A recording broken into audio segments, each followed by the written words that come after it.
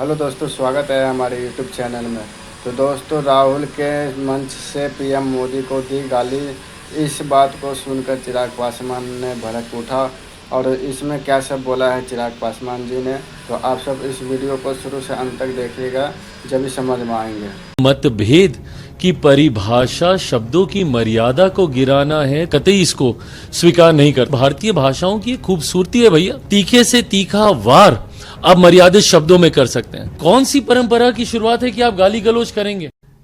दिक्कत तो इसी बात की है ना कि जिस भाषा का ये लोग इस्तेमाल करते हैं, राजनीति में मतभेद होंगे और वो स्वाभाविक हैं। और भारत जैसे लोकतंत्र में जहां पे इतनी विविधताएं हैं, जहां पे इतने राजनीतिक दल हैं, हर किसी का अपना पक्ष होगा, हर किसी का अपना मत होगा।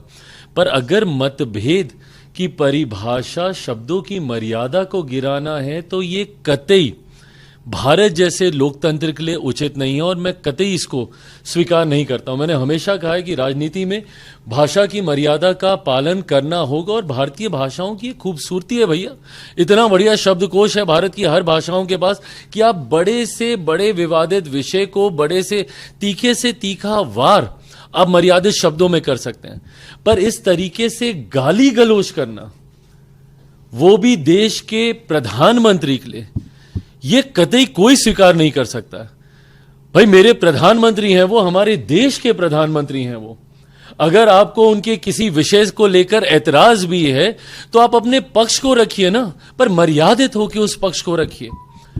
आप हमारी नीतियों को लेकर हमें घेरने का काम कीजिए, आप हमारे कार्यों को लेकर हमें घेरने का काम कीजिए, पर यह कौन सी परंपरा की शुरुआत है कि आप गाली गलौज करेंगे?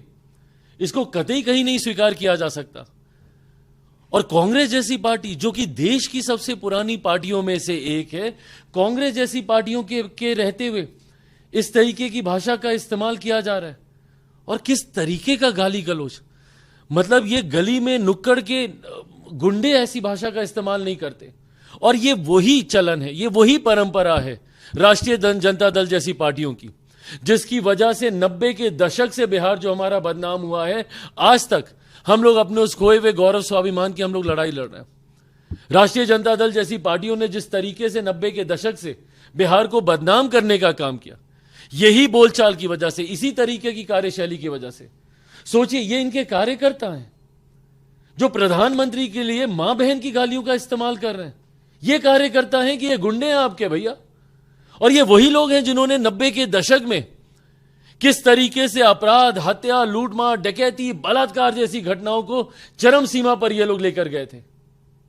जो व्यक्ति गाली गलौज खुलेआम खुले मन से कर सकता है, राजनीतिक दल के वरिष्ठ नेताओं के सामने कर सकता है, वो सोचिए वो अपने घर में, गांव देहात गांव में जाके वो क्या कर रहा होगा। किस तरीके की राजनीति राष्ट्रीय जनता दल और कांग्रेस जैसी पार्टियां करना चाह रहे हैं। और जब जब चुनाव आता है, इस तरीके से भाषा की मर्यादा को ये लोग गिराने का काम करते हैं। भाई मैंने हमेशा इस बात को कहा है कि हर किसी का परिवार आपके लिए सम्मान का विषय होना चाहिए। क्या लेना देना किसी के परिवार का राजनीति से जो सार्वजनिक जीवन में भी नहीं है।